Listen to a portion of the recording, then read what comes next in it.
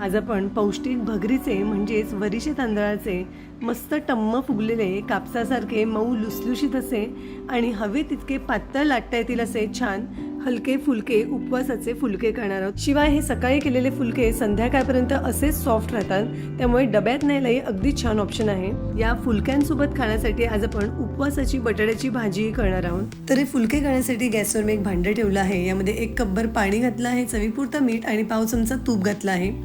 पाण्याला उकळी आली की यामध्ये 1.5 कप वरीचं म्हणजेच भगरीचं पीठ घातलेलं आहे।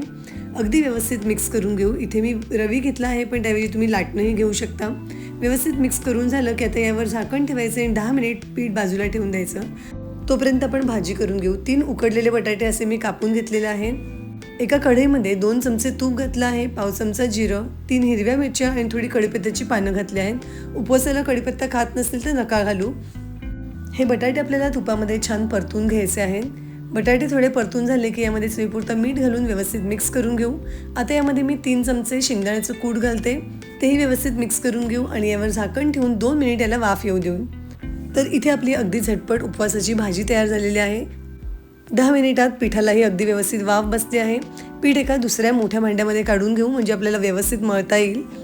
याच भांड्यामध्ये थोडं गरम पाणी घेते आणि याचाच थोडा थोडा हात घेऊन आपल्याला पीठ मळून घ्यायचं आहे। सुरुवातीला पीठ थोडं गरम आहे, त्यामुळे मी पोळी शेकायच्या ठोकळ्यांनी मळून घेते। याऐवजी तुम्ही एखादा ग्लास किंवा वाटी घेऊ शकता। पण हे पीठ छान मळून घ्यायचं। जितकं आपण पीठ छान मळू ना, तितके फुलके मस्त मऊ लुसलुशीत होतात। पीठ हाताने मळण्या इतपत गार झालं की तळव्याच्या मागच्या बाजूने पीठ छान मळून घ्यायचं। तर साधारण 2-3 मिनिट मी हे पीठ मळून घेतलेलं आहे। पीठ छान मऊ लुसलुशीत मळलं गेलेलं आहे। आता याचा एक गोळा घेते आणि आपण फुलका लाटायला घेऊया। फुलका लाटण्यासाठी हा गोळा मी भगरीच्या पिठामध्ये घोळवून घेतला आहे आणि याचा आपण छान पातळ फुलका लाटून घेऊया। पीठ छान मळलेलं असल्यामुळे फुलका लाटायला अजिबात त्रास होत नाही। फुलका अगदी छान हवा तितका पातळ लाटता येतो। तर इथे आपला एक फुलका लाटून झालेला आहे। गॅसवर मी तवा गरम करायला ठेवला आहे। तवा व्यवस्थित तापला की तव्यावर हा फुलका घालायचा।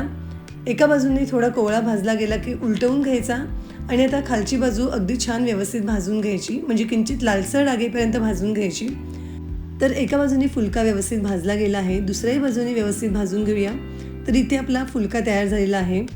हा फुलका तुम्ही असाच खाऊ शकता किंवा वरून थोडंसं तूप लावूनही खाऊ शकता। आपण केलेल्या बटाट्याच्या भाजीबरोबर ते फुलके खूपच छान लागतात। फुलके मस्त मऊ लुसलुशीत होतात, पचायला हलके आहेत। शिवाय भगरीमध्ये भरपूर प्रमाणात प्रोटीन, कॅल्शियम, फायबर्स असतात, त्यामुळे पौष्टिक आहेत। आपण केलेल्या प्रमाणामध्ये बरोबर 10 फुलके होतात। तर आजचा थोडा वेगळा मेनू कसा वाटला हे नक्की मला कमेंटमध्ये सांगा।